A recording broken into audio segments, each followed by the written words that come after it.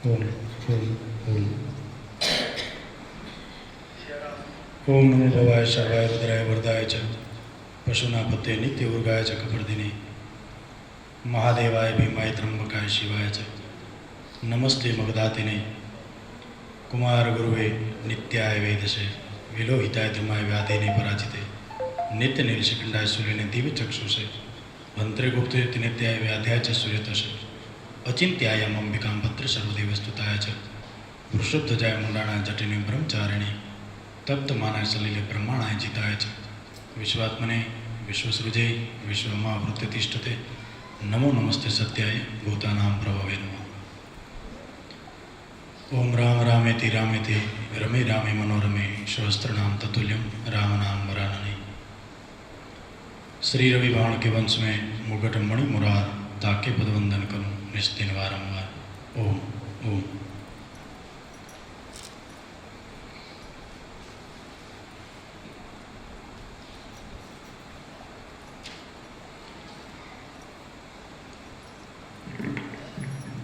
कबीर माया डाकिनी खाया सब संसार. कबीर माया डाकिनी खाया सब संसार. खाई न सके वाको जाको हरि नाम आधार. श्री रविवाण संप्रदाय धैर्यास्थान मंदिर रापर द्वारा छेल्ला 7-8 वर्षथी जे सत्संगनी धारा प्रवाहित है, जे संतो महापुरुषोए जे सत्संग द्वारा भजन द्वारा लोक कल्याण कार्य आरंभ्यों एज कार्य थई रह्युं छे. एनो आनंद राजीपो विशेष आनंद ए वातनो पण के आधुनिक टेक्नोलॉजी साथे रविवाण संप्रदाय धैर्यास्थान मंदिरना एवं आम परंपरा ने माननारा केटलाय सेवको भक्तो द्वारा वारंवार ए रजूआत थती कि अमने पण घर बैठा जो आ सत्संगनो लाभ मळे एवी कई व्यवस्था जो थई शके तो वधारे सारुं रहे गमे. एटले आज रोज तारीख 11/3/2022 थी आपने यूट्यूब पर सत्संग लाइव करी रह्या छे. मनोरथो एवा छे, महापुरुषो संतो समाधिस्थ संतोना चरणों में अपना मनोरथो मूकीए. हवे पछी ज्यारे पण ज्यां पण कथा सत्संग भजन श्री रविवाण संप्रदाय धैर्यास्थान मंदिर द्वारा थता रहे एनो वधारेमां वधारे लोकोने लाभ मळे. सत्संग अने भजन द्वारा हूँ तमे आपणे बधा ज जीवनना वास्तविक लक्ष्य प्रति गति करीए. आम तो आ सत्संग आरंभायो त्यार पछी भिन्न भिन्न विषयों जेमां क्यारेक रामचरित्रमानस, क्यारेक श्रीमद भागवत कथा, संत चरित्र, महाभारत अने एवा विविध विषयों साथे सत्संगो चालता रह्या. छेल्ला 48-49 जेवा शुक्रवार थया આપણે શ્રીમદ ભગવદ્ ગીતાજી પર અધ્યયન ચિંતન કરી રહ્યા છીએ.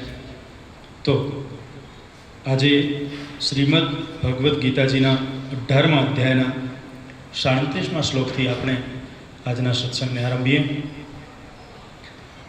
યદગ્રે વિષમીવ પરિણામે મૃતોપમં તતઃ સુખં સાત્વિકં प्रोक्तमात्मं बुद्धि प्रसादजम. श्रीमद भगवद गीताजीना माध्यमे अर्जुन ने निमित्त बनावी श्री कृष्ण भगवान जगतना जीव मात्रना कल्याण माटे जे कहे छे. अहीं सुखना प्रकार दर्शाव्या छे. सात्विक सुख, राजसी सुख અને તામસી સુખ. તો અહીં પહેલા એમ કહે છે કે જે પ્રારંભમાં વિષ જેવું હોય અને પરિણામમાં જે અમૃત જેવું હોય એ સુખને સાત્વિક સુખ કહે છે. અને એ પોતાની સમજણના પ્રસાદથી ઉત્પન્ન થાય છે. આરંભમાં વિષ જેવું લાગે, કઠોર લાગે, કડવું લાગે. મીઠા મીઠા સબ કોઈ પીવે, કડવા પીએ નહીં કોઈ. એક બાર જો કડવા પીએ તો સબસે મીઠા હોય. રામ રસ ऐसा है मेरे भाई. તો સાત્વિક સુખની વ્યાખ્યા કરતા કૃષ્ણ ભગવાન અર્જુનને નિમિત્ત બનાવીને એમ કહે છે કે આવા પ્રકારનું જે સુખ છે એ તપ, શ્રમ, સાધના અને સાહસના માર્ગે અનુભવાય છે. ધ્યાન આપજો ફરીથી. સાત્વિક સુખ જે છે, જે આરંભમાં કડવું લાગે અથવા તો આકરું લાગે થોડું, અને પછી અંતમાં જે અમૃત જેવું મીઠું લાગે, એ સાત્વિક છે. એ સુખ સાત્વિક એટલા માટે છે કે જ્યાં તપ, શ્રમ, સાધના અને સાહસથી પ્રાપ્ત થાય છે. કારણ કે ખેતીવાડી ઇત્યાદિ બધા કરતા હોય, આરંભમાં કેટલી બધી એ શ્રમ કરવો પડે, કેટલું અઘરું લાગે. ચૈત્ર વૈશાખમાં કેટલી બધી મહેનત, આટલી ભયંકર ગરમી વચ્ચે કામ કરવું ઇત્યાદિ, એ શ્રમ છે. પણ એનું પરિણામ સુખદ છે, આનંદ આપનાર છે. મબલખ પાક થાય ખેતીવાડીમાં, અને એ પરિણામ એનો આનંદ આપે છે. આરંભમાં કષ્ટ છે અને પરિણામ જેનો આનંદ આપનાર છે એ સાત્વિક સુખ છે. તપશ્ચર્યાનું પણ એવું છે. તપમાં આપણે રામચરિત્રમાનસ, શ્રીમદ ભાગવત મહાપુરાણ, શિવ મહાપુરાણ ઇત્યાદિ પુરાણોના માધ્યમથી પણ આપણે જાણીએ છીએ ઋષિ મુનિઓ, સાધુ સંતો, મહાપુરુષો કેટલા કઠોર તપ કરે, કેટલી તપસ્યા કરે, પણ એનું પરિણામ જે છે એ હંમેશા આનંદ આપનારું હોય, અમૃત જેવું મીઠું હોય.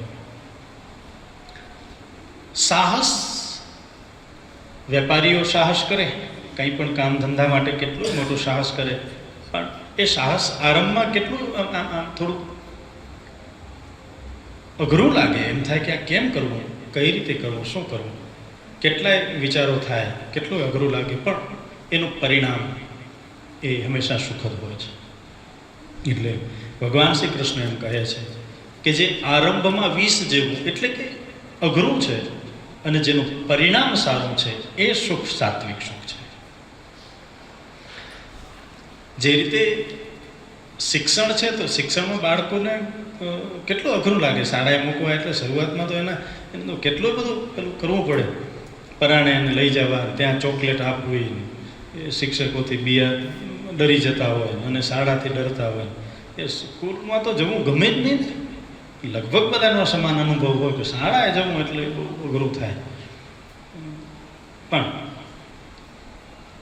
એ સમયમાંથી નીકળ્યા પછી વ્યક્તિને સમજાય કે સારું થયું શાળાએ ગયો, ભલે શરૂઆતમાં મને અઘરું લાગ્યું, ન સમજાયું, અને કેટલી બધી વસ્તુઓ.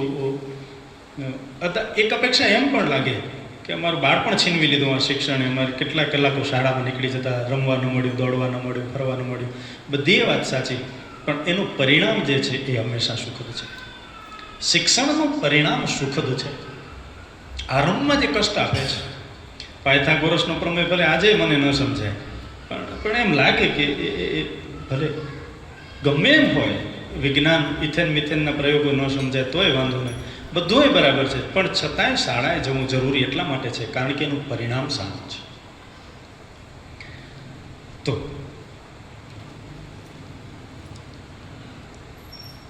રાજસ સુખ દર્શાવતા ભગવાન શ્રી કૃષ્ણ કહે છે, વિષયેન્દ્રિય સંયોગા યતક્રીમૃતમોપમં પરિણામે વિષમીવ તત્સુખમ રાજસં સ્મૃત. વિષયો અને ઇન્દ્રિયોના સંયોગથી જે સુખ અમૃત જેવું લાગે છે, પણ પછી પરિણામમાં વિષ જેવું થઈ જાય છે, તે સુખને રાજસી સુખ કહેવાય છે. આરંભમાં જે મીઠું લાગે, પણ એનું પરિણામ બહુ વકારો છે. કામ ક્રોધ મદ લોભ કી જબ લગ ઘટ में खान, क्या मूर्ख क्या पंडिता दोनों एक समान. લોભી વ્યક્તિને ધન એકત્ર કરવું, ધન ભેગું કરવું એની જે ખેવના છે ત્યાં સુધી બીજું કંઈ સત્ય સમજાતું નથી. ધનની દોડમાં એ ભેગું કરવામાં દોડ્યા કરે કેટલું એ બધું હેરાન થાય. પણ એનું પરિણામ દુઃખદ છે, સંતાપ આપનાર છે, પીડા આપનાર છે. એટલે મળેલું માનવ જીવન જો સાધુ સંતો, મહાપુરુષો, શાસ્ત્રોના આધારે જો જીવાયું તો ઠીક છે. એક સરસ મજાની વ્યવસ્થા આપણે ત્યાં ઋષિમુનિઓ જે વ્યવસ્થા કરી, બહુ જ મજાની વ્યવસ્થા કરેલી, અને એ પ્રમાણેનું જો જીવન જીવાતું રહે તો કોઈ પ્રશ્ન જ નથી, કંઈ મુશ્કેલી જ નથી. પણ આપણે એની વિપરીત જીવવા માટે પ્રતિબદ્ધ થયા અને એટલે મુશ્કેલીમાં મુકાયા છે.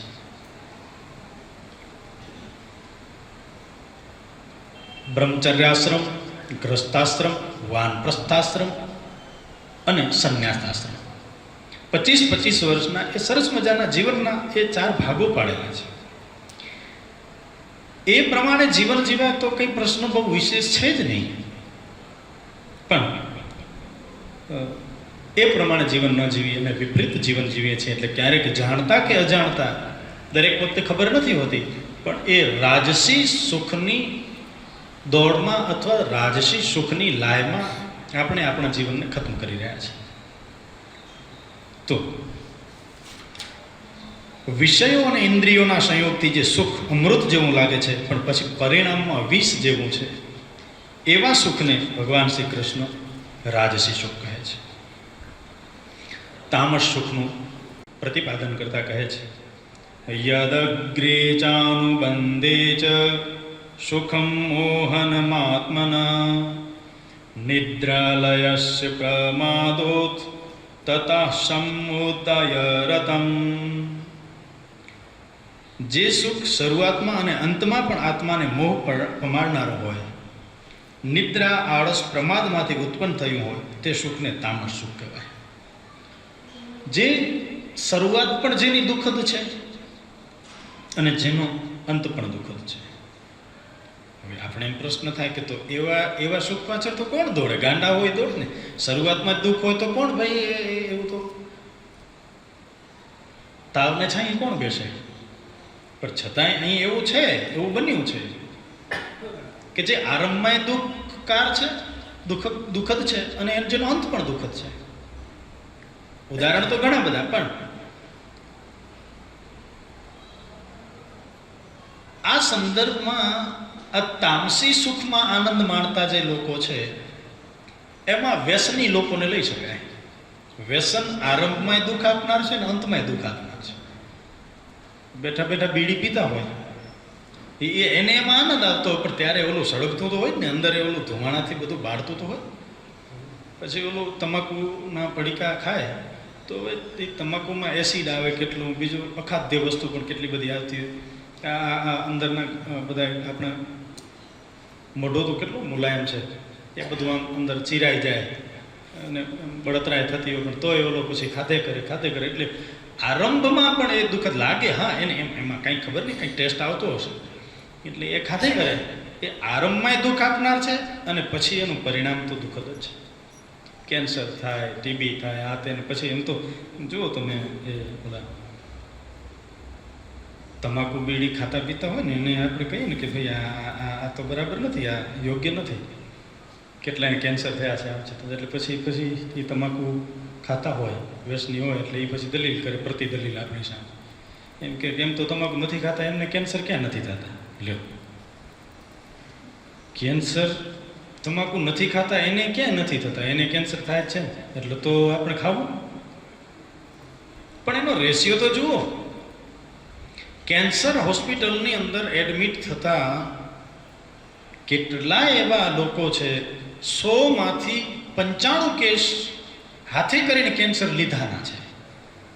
5 કેસ એવા હોય કે જે પ્રારબ્ધાધીન છે, કેન્સર થયું, ઠીક, એ બરાબર છે, પણ હાથે કરીને શરીરને બગાડવું એ તો વ્યાજબી નથી કોઈ પણ રીતે. પરમાત્માએ સરસ મજાનું શરીર આપ્યું, સરસ મજાનું સમાજ આપ્યો, સ્નેહીજનો આપ્યા, પરિજનો આપ્યા, શાસ્ત્રો, વેદો, પુરાણો, આજુબાજુમાં કેટલાય મહાપુરુષોનો સંગ મળ્યો સાહેબ, અને હાથે કરીને જીવનના વાસ્તવિક લક્ષ્યની પ્રાપ્તિ અને પૂર્તિ માટે સહાયક એવું આ શરીર, એને હું તમે બગાડી નાખીએ તો એ મને લાગે કે એ નરી મૂર્ખતા છે. આરંભમાં પણ જે દુઃખ આપે છે, અંત પણ જેનો દુઃખદ છે, તો જાણી જોઈને એવા રસ્તે શા માટે આપણે ગતિ કરવી, એવા રસ્તે શા માટે ચડવું? એટલે દારૂ પીનારો માણસ હોય, દારૂ પીતો હોય, તમે જોજો આમાં એ દારૂ મોઢામાં નાખે દે, આપણે તો એમ થાય કે ઉભા ન રહેવાય, આપણે તો ભયંકર એની વાસ દુર્ગંધ આવતી હોય, તો એને નહીં આવતી હોય, એ ખબર નહીં, રામ જાણે. એ દારૂ પીતા હોય અને એની દુર્ગંધ નહીં આવતી હોય, આવતી જ હોય, મોઢું બગાડતા હોય તો એ પછી પી જાય. એટલે આરંભમાં દુઃખદ તો છે જ, પીડા આપનારું તો પહેલાંય છે ને પછી એ છે, પછી લીવર પતી જાય, પછી પોતે ખલાસ થઈ જાય. એટલે મૂળ વાત એ છે ભગવાન શ્રી કૃષ્ણ એમ, અને ભગવાન શ્રી કૃષ્ણ ખુદ પોતાના મોઢેથી એમ કહે છે, શ્રીમુખે એમ કહે છે કે આ બરાબર નથી, આ યોગ્ય નથી. 84 લાખ યોનિઓમાં માત્ર મનુષ્ય દેહ એવો છે કે જેની ઈચ્છા તો દેવો પણ રાખે છે. અને મનુષ્ય શરીરનો કેવો આનંદ છે સાહેબ! એટલે તો આપણે નરસિંહ મહેતા કહે છે કે ભાઈ હરિના જન તો મુક્તિ ન માંગે, માંગે જન્મ જન્મ અવતાર. અમને તો નરસિંહ મહેતા અમારે મુક્તિ એ જોતી નથી. જો મનુષ્ય શરીર મળતું હોય ફરી પાછું તો મુક્તિ જોતી નથી, કારણ કે મનુષ્ય શરીરથી તો ભજન થાય છે,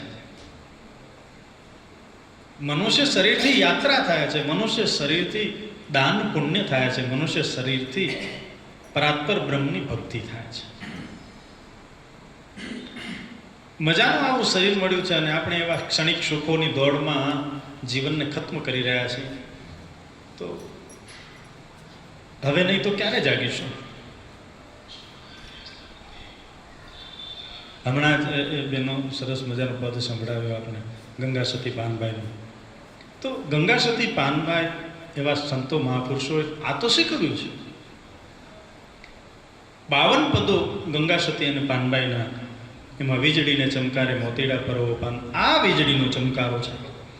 મનુષ્ય જીવન મળ્યું એ માત્ર અલ્પ છે. કેટલાક સંતો અને મહાપુરુષો એમ કહે છે કે મનુષ્ય જીવન એ પાણીના પરપોટા જેવું એનું આયુષ્ય છે. પાણીનો પરપોટો કેટલી વાર, એનું અસ્તિત્વ કેટલી વાર, બસ એટલી જ વાર મનુષ્ય જીવનનું અસ્તિત્વ છે, ઝાઝી વાર છે જ નહીં.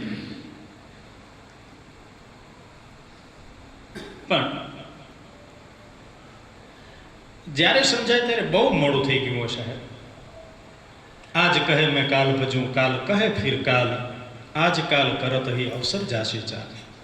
મહાપુરુષો કેટલું બધું કહ્યું છે કે શા માટે કાલ ઉપર, શા માટે કામને મૂકી દેવાનું, અને ભજનને તો કાલ કરે સો આજ કર, આજ કરે સો અબ, પલ મેં પ્રલય હો જાયગા ફિર કરેગા કબ. એટલે એ ક્ષણિક સુખોની લાયમાં, ક્ષણિક સુખોના મોહમાં, એ પ્રલોભનમાં ભગવાન શ્રી કૃષ્ણ એમ કહે છે હા, સાત્વિક સુખ પ્રતિ ગતિ કરવાની જ છે. સાત્વિક સુખ દર્શાવ્યું કે સાત્વિક સુખ એ છે કે જે આરંભમાં વિષ જેવું લાગે, કડવું લાગે, પણ જે પછી આનંદ આપનાર છે. એવું સુખ તો માત્ર ને માત્ર વિશેષ રૂપે એ યોગ્ય માર્ગે છે. અયોગ્ય માર્ગે એવા સુખની કોઈ કલ્પના જ નથી.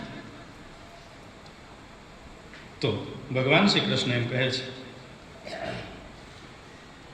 કે જે આરંભમાં કષ્ટ આપનાર, જેનું પરિણામ સુખદ છે, એ સાત્વિક સુખ છે. એ સુખ પ્રતિ જે ગતિ કરે એ લોકો જ્ઞાની છે. અહીં તાપસી સુખની વાત કરી, જે આરંભમાં પણ કષ્ટ આપે અને એનું પરિણામ પણ કષ્ટદાયક છે. આગળ આ પ્રકરણનો ઉપસંહાર કરતા ભગવાન શ્રી કૃષ્ણ કહે છે ન તદસ્તિ પૃથ્વીવ્યામ વા દિવી દેવેષુ વા પુનઃ સત્વં પ્રકૃતિજે મુક્તં યદિ ભિષ્યાત ત્રિભિર્ગુણે. એવું કોઈ પ્રાણી નથી જે પ્રકૃતિના આ 3 ગુણોથી મુક્ત હોય, પછી ભલે તે પૃથ્વીમાં, સ્વર્ગમાં કે દેવોમાં કેમ ન રહેતું. સત્વગુણ, રજોગુણ અને તમોગુણ, શ્રીમદ ભગવદ્ ગીતાજીના અધ્યયનમાં આપણે વારંવાર એ બાબતને જોઈ છે.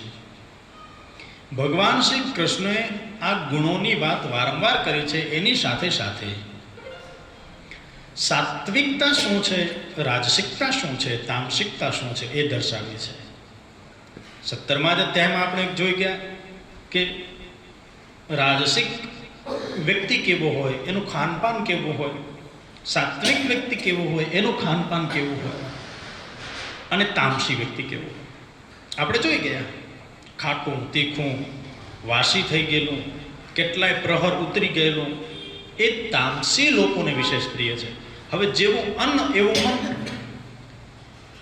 વ્યક્તિના વ્યક્તિત્વનો પરિચય એના શબ્દોથી થાય, એની રહેણી કહેણીથી વ્યક્તિના વ્યક્તિત્વનો પરિચય થાય, એના ખાનપાનથી એનો પરિચય થાય.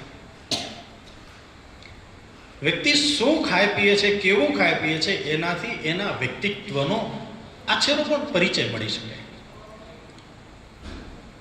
એટલે ભગવાન શ્રી કૃષ્ણએ માત્ર અને માત્ર ધર્મ મૂલક જ વાત કરી છે શ્રીમદ ભગવદ્ ગીતાજીમાં, એવું તો નથી જ, પણ વ્યવહાર મૂલક વાત કરી છે. વ્યવહાર દર્શાવ્યો છે કે વ્યક્તિએ કઈ રીતે જીવન જીવવું જોઈએ. શ્રીમદ ભગવદ્ ગીતાજીમાં તો ક્યાંય એવું લખ્યું નથી કે આટલી માળા કરે એ જ મારો ભક્ત હોય, આટલા અગરબત્તીના ધુમાડા કરે એ જ મારો ભક્ત હોય. નહીં, એ બાબત દર્શાવી જ નથી. ભક્તના લક્ષણ જ જુદી રીતે દર્શાવ્યા છે. મને લાગે કે આપણે બધા જ, આપણે બધા જ ધર્મની વ્યાખ્યા કરવામાં, ધર્મને સમજવામાં ક્યાંક ઉણા ઉતર્યા. ધર્મ શાસ્ત્રો સંમત જે બાબતો હતી એ બાબતોને આપણે ઘોડીને પી ગયા. પણ ભગવાન શ્રી કૃષ્ણ શ્રીમદ ભગવદ્ ગીતાજીના માધ્યમથી આપણે ખરા અર્થમાં ધર્મ સમજાવે છે, સનાતન ધર્મ સમજાવે છે. ધર્મ એટલે કે કોઈ વાડાબંધી નહીં, કોઈ બંધન નહીં, સંકુચિતતા નહીં, પણ ધર્મ એટલે મજાનો એક એવો પ્રવાહ કે જે અસ્ખલિત રીતે યુગોથી, સદીઓથી, જેનો આદિ અંત કે મધ્ય નથી, એવો ધર્મ, એવો પ્રવાહ મજાનો એ નિર્મળ રીતે વહી રહ્યો છે. તો ભગવાન શ્રી કૃષ્ણ એમ કહે છે કે આ જગતમાં એવો કોઈ જીવ નથી કે જે આ 3 ગુણોથી પ્રભાવિત ન હોય: સાત્વિક, રાજસિક અને તામસિક. નવું પ્રકરણ ઉમેરતા કહે છે ભગવાન શ્રી કૃષ્ણ 41મા શ્લોકમાં, બ્રાહ્મણ ક્ષત્રિય વિંશા શૂદ્રાણામ ચ પરમ તપ કર્માણિ પ્રવિભક્તાની સ્વભાવ પ્રભવે ગુણાય. હે પરમ તપ, હે અર્જુન, બ્રાહ્મણ, ક્ષત્રિય, વૈશ્ય અને શૂદ્ર, આ 4 વર્ણોના કર્મોને કહું છું તે સાંભળ, જે સ્વભાવના પ્રભાવથી થયેલા ગુણો દ્વારા વિભાજિત થયેલા છે. બહુ સમજવા જેવી બાબત છે. આ શ્લોક જો બરાબર સમજાય તો બહુ વાંધો નહીં આવે, અથવા તો બહુ વાંધો આવે એવું છે નહીં. પણ આ વર્ણ વ્યવસ્થા સંદર્ભે ભગવાન શ્રી કૃષ્ણએ જે કહ્યું એ અથવા તો આપણા શાસ્ત્રોએ જે પણ કહ્યું ને, એમાં કેટલાક સ્વાર્થી વૃત્તિના લોકોએ પોતાની એ બુદ્ધિનો, ખબર નહીં, કોઈ પણ રીતે એનો ઉપયોગ કરી અને જે રીતે એમને આ માળખાની વાતને સમાજમાં વહેતી કરી, એને કારણે વિષમ વાતાવરણ અથવા તો વિષમવાદિતા, વૈમનસ્ય અથવા તો ઘણું બધું પેલું આપણા માનવ સમાજ વચ્ચે એ ચાલ્યું. બ્રાહ્મણ, ક્ષત્રિય, વૈશ્ય અને શૂદ્ર, અહીં એ દર્શાવે છે કે હે પરમ તપ, બ્રાહ્મણ, ક્ષત્રિય, વૈશ્ય અને શૂદ્ર, આ 4 વર્ણોના કર્મોને હું કહું છું તો સાંભળ, જે સ્વભાવના પ્રભાવથી થયેલા ગુણો દ્વારા વિભાજિત થાય છે. હવે એવું કહેવાયું છે શાસ્ત્રમાં, જોજો, કે બ્રાહ્મણો એ ભગવાનનું મુખ છે, ક્ષત્રિયો એ ભગવાનની ભુજા છે, વૈશ્યો એ ઉદર છે, અને શુદ્રો એ ભગવાનના ચરણ છે. તો આપણે ચરણનો તો સ્પર્શ કરવાનો જ હોય ને, ભગવાનના ચરણનો સ્પર્શ કરવાનો, કાંઈ કોઈ ભગવાનના હાથનો સ્પર્શ કરીને વંદન કરે છે? તો આ વિષમ, આ તો વિષમવાદિતા જે છે એ પ્રવેશી ક્યાંથી? ભગવાનના ચરણનો જ સ્પર્શ કરવાનો છે, પોતાના ચરણને ભગવાને શુદ્ર કહ્યા છે. એક કક્ષા દર્શાવી છે. આપણે સમાજમાં એ વસ્તુને એ રીતે ફેલાવી દીધી કે આખું વાતાવરણ બગડી ગયું, ધર્મને સમજ્યા નહીં. ઘરમાં બહેન દીકરી હોય તો એ ઘરના એ ઝાડુ કાઢે, એ ફટા પોતા કરે, ઘરના વાસણ ધોવે ઇત્યાદિ, આ તે એ બધું કામ કરે, તો પછી શું આપણે એનો સ્પર્શ ન કરવાનો? અરે સાહેબ, એના કારણે તો આટલું બધું આ સરસ મજાનું રૂડું ને રૂપાળું ઘર લાગતું હોય. એની એ ભૂમિકા છે. ઘરનો પુરુષ છે તો બહાર કમાવા જાય છે, કમાય છે, ધન અર્જિત કરીને લઈ આવે છે, એનું વ્યવસ્થાપન બધું એ ઘરે સ્ત્રી કરે છે. રામાનંદજીનું આ છે ને, ભારત વર્ષની અંદર આ એક એવો કપરો કાળ, આપણો જીવ બળીને રાખ થઈ જાય એવો કપરો કાળ ભારત વર્ષ માટે, કે જ્યારે આ બ્રાહ્મણ, ક્ષત્રિય, વૈશ્ય અને શૂદ્રની જુદી જુદી અને એને મનઘડંત વ્યાખ્યાઓ કરી અને સમાજની અંદર એટલું બધું અંતર વધારી દીધું, વ્યક્તિથી વ્યક્તિનું અંતર એટલું બધું વધારી દીધું કે આખો સમાજ વિઘટિત થવા લાગ્યો. આપણો જીવ બળીને રાખ થઈ જાય, હૈયું બળે આપણું, માણસ વચ્ચે દૂરી થવા લાગી. અને ત્યારે એ દૂરીને મટાડવા માટે સાહેબ સંતો, મહાપુરુષો આગળ આવ્યા. અને એમાં રામાનંદ એમ કહે, જાતિ પાતિ પૂછે નહીં કોઈ, હરિકો ભજેશો હરિકા હોય. જે હરિને ભજે હરિનો, ગંગા સત્યન પાનભાઈ એમ કહે, જાતિ પાતિ નહીં હરિના દેશમાં. તો એ આપણે કોણે નક્કી કરવા વાળા? આ તો એક વ્યવસ્થા હતી કે જેને સમજવામાં આપણે ઊણા ઉતરે. અરે સાહેબ, આપણે ધર્મને સમજી શકતા નથી તો આ વર્ણ વ્યવસ્થાને ક્યાંથી સમજી શકવાનું? આપણી પાત્રતા, આપણી કક્ષા જ મર્યાદિત છે, આપણે એ ક્યાંથી સમજી શકવાના? સંત બીજ પલટે નહીં, ભલે જુગ જાય અનંત, ઊંચ નીચ ઘર અવતરે આખર સંત ના સંત. સંતની કોઈ જાતિ હોય?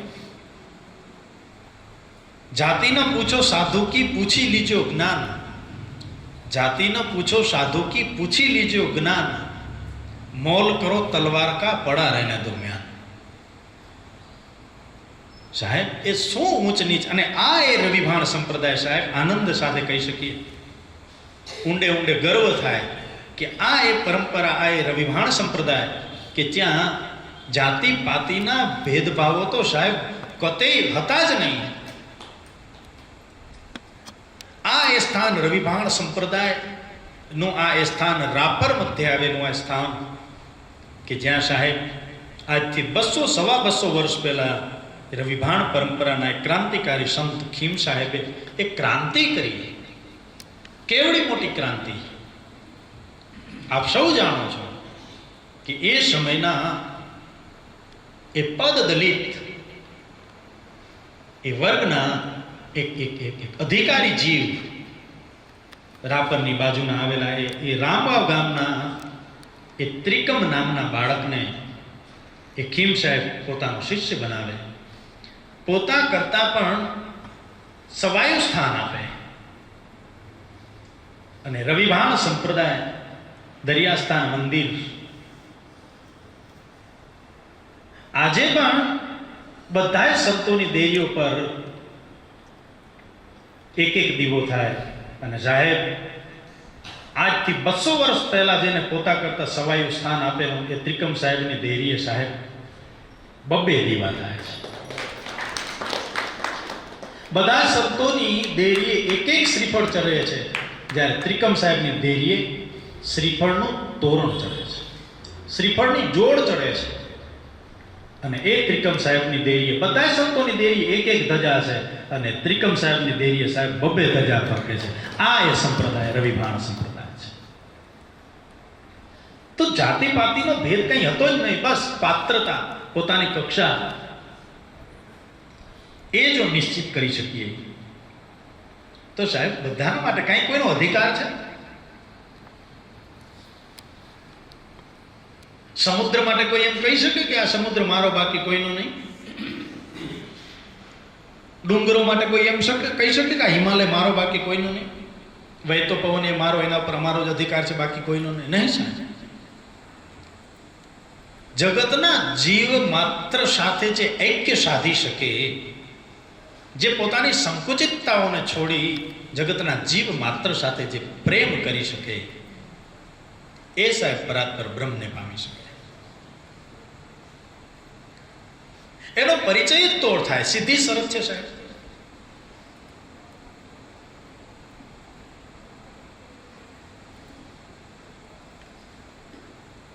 પ્રેમ વીણ પાવો નહીં, ભલે હુનર કરો હજાર. પ્રેમનો માર્ગ એવો છે કે સાહેબ જેમાં કંઈ ભેદભાવ છે જ નહીં. પ્રેમ એટલે કે નિષ્કપટ પ્રેમ, નિશ્ચલ પ્રેમ, નિર્વ્યાજ પ્રેમ. પરાત્પર બ્રહ્મની સાથે એ પ્રેમ કરનારી ગોપીઓની કોઈ જાત પૂછી છે?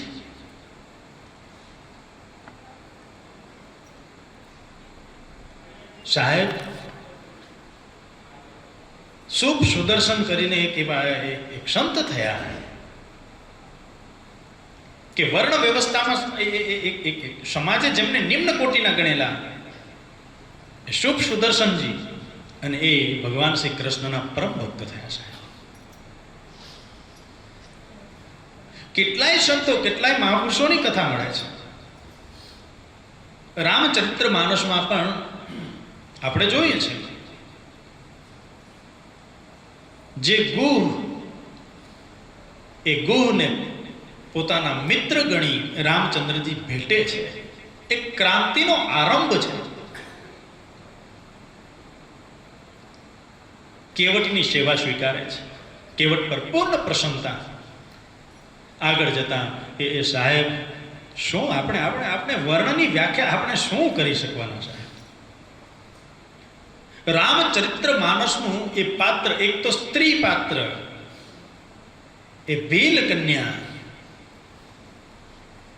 એ શબરી, એ મને તમને ધૈર્ય શીખવે, ધીરજ શીખવે, આપણે શ્રદ્ધાનું બળ બંધાવે, એ આ પાત્ર છે.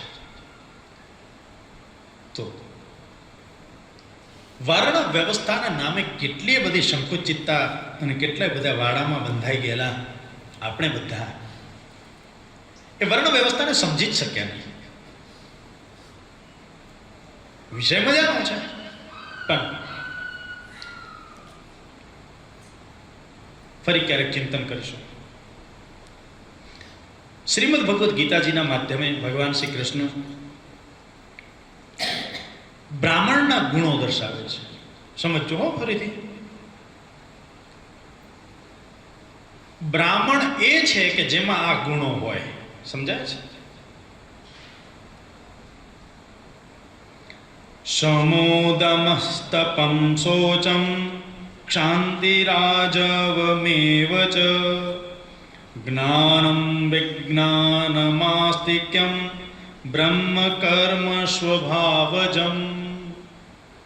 સમ, દમ, તપ, સ્વચ્છતા, શાંતિ, સરળતા, જ્ઞાન, વિજ્ઞાન અને આસ્તિકતા, આ ગુણો બ્રાહ્મણમાં સ્વાભાવિક રીતે જ રહેતા હોય છે.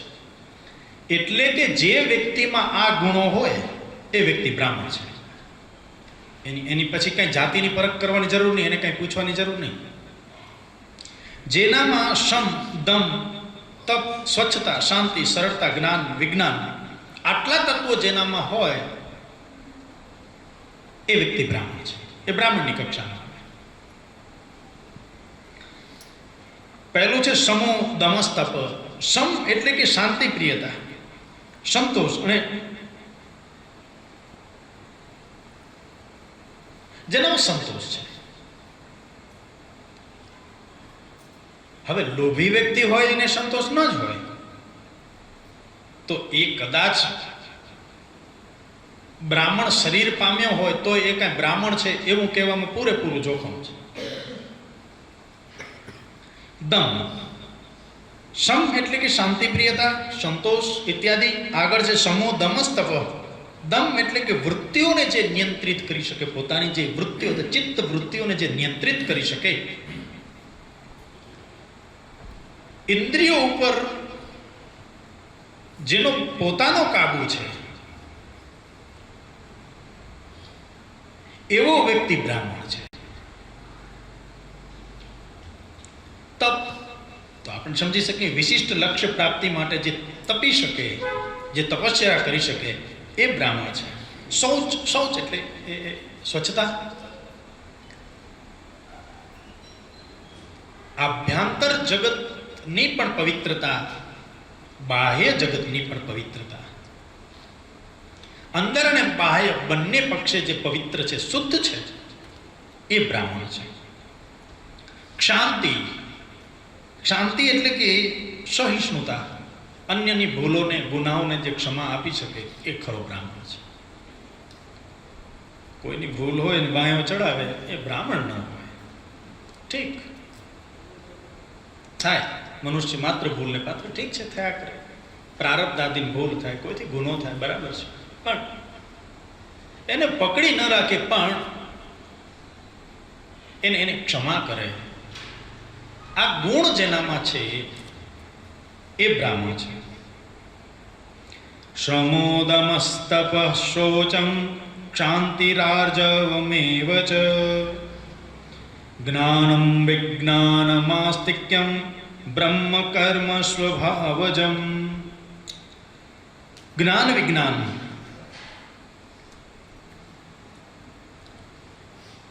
જે જ્ઞાની છે, પણ કેવું જ્ઞાન? નિર્મળ જ્ઞાન, જ્યાં અહંકારની છાંટ પણ નથી. જ્ઞાની છે, વિજ્ઞાની છે, કેટલાક કોયડાઓ ઉકેલી શકે છે, સમસ્યાઓનું સમાધાન આપી શકે છે. એટલે જ્ઞાન વિજ્ઞાન આવો જે વ્યક્તિ ધરાવનાર જે વ્યક્તિ છે, એ બ્રાહ્મણની સૂચિમાં આવે. આગળ ક્ષત્રિયોના ગુણો દર્શાવતા કહે છે, શૌર્યમ તેજો ધૃતિર્દાક્ષ્યમ યુદ્ધે ચાપ્યપલાયનમ દાનમીશ્વર ભાવસ્વ ક્ષાત્રમ કર્મ સ્વભાવજમ. શૂરવીરતા, તેજ, ધીરજ, કુશળતા, યુદ્ધમાં અડગતા, દાન, નેતૃત્વ, આ 7 ક્ષત્રિયોના સ્વાભાવિક ગુણકર્મ છે.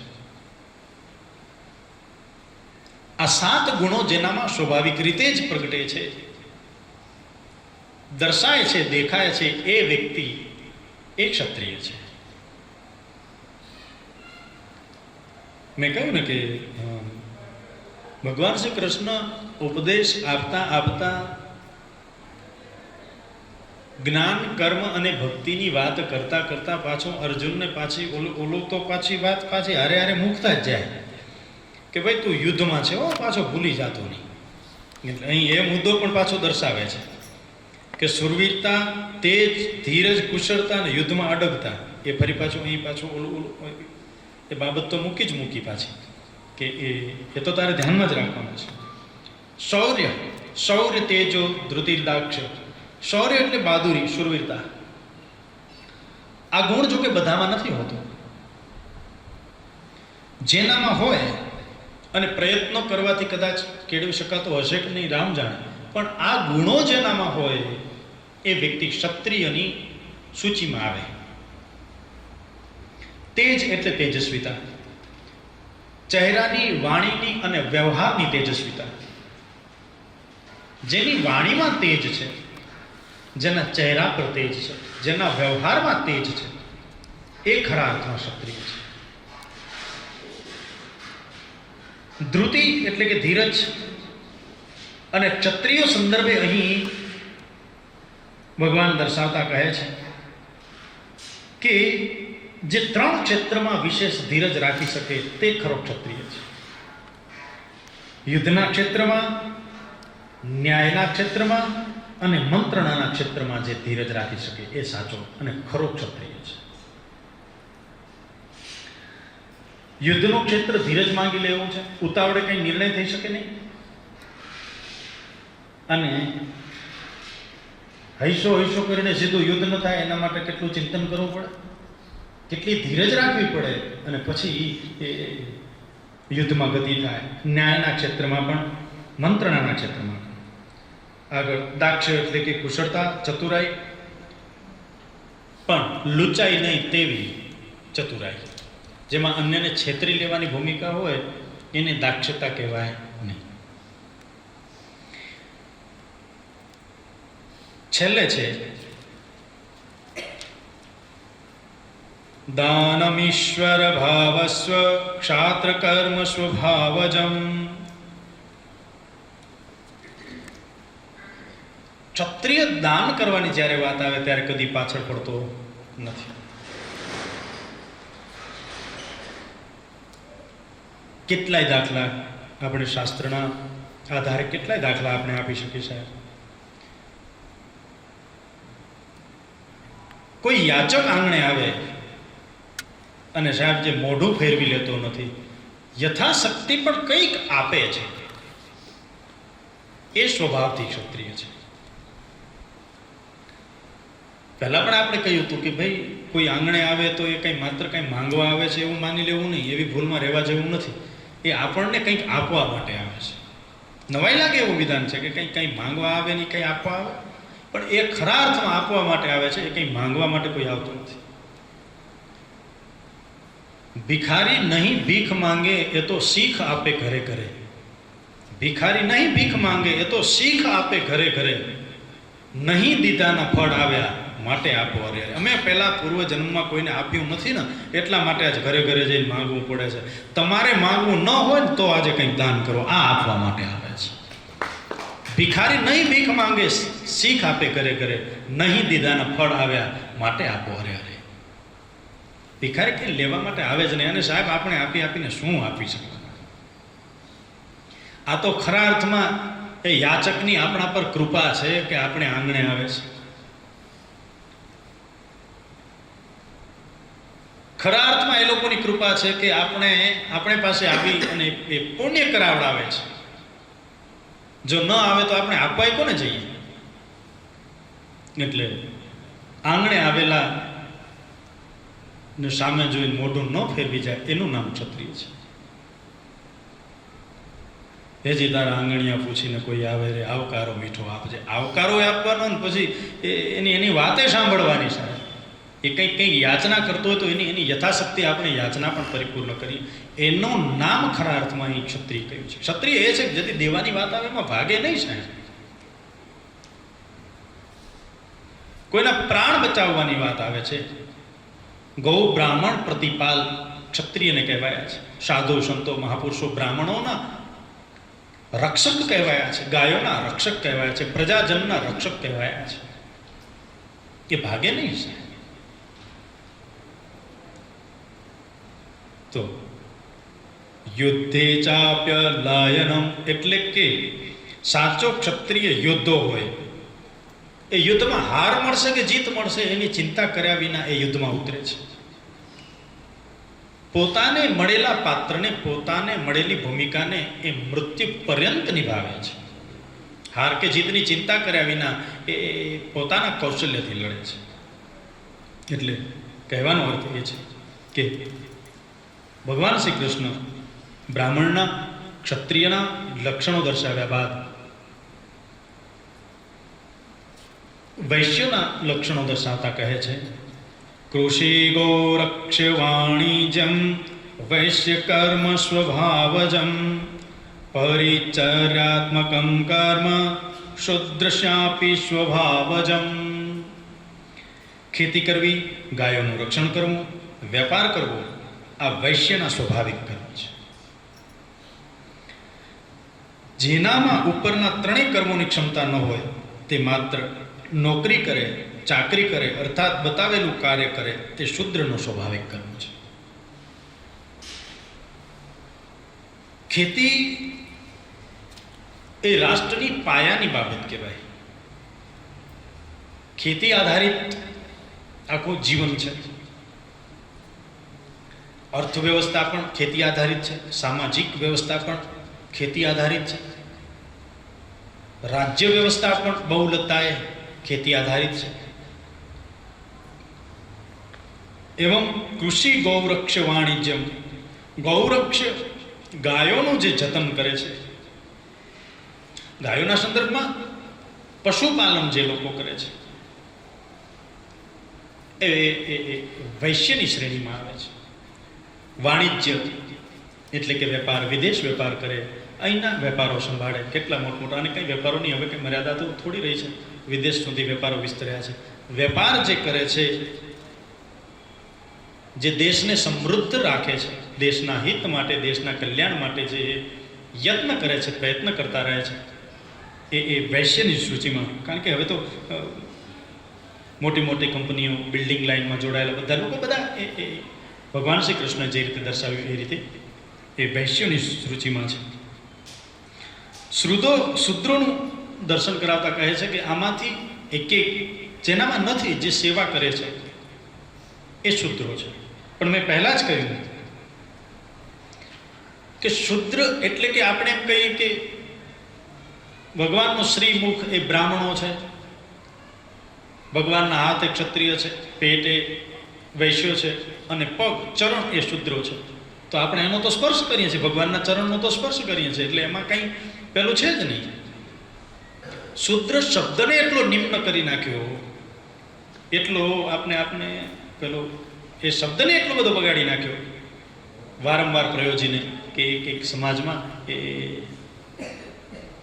બહુ અઘરું થયું. પણ મૂળે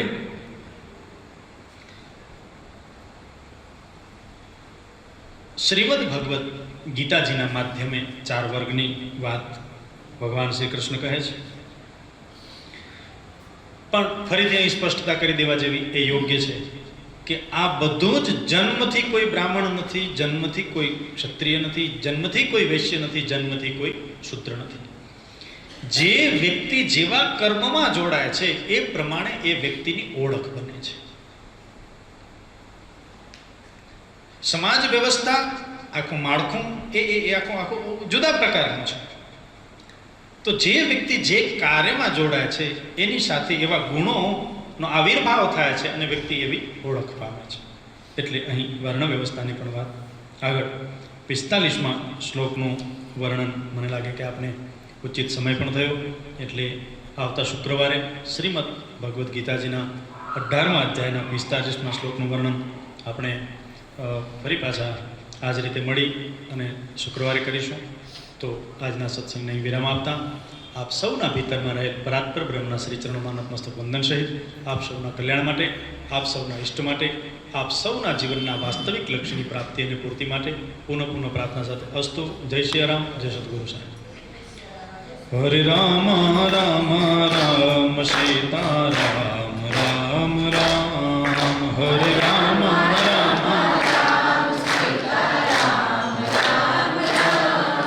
હરે રામ રામ રામ સીતા રામ રામ રામ, હરે રામ રામ હરે રામ રામ રામ સીતા રામ રામ રામ, હરે રામ રામ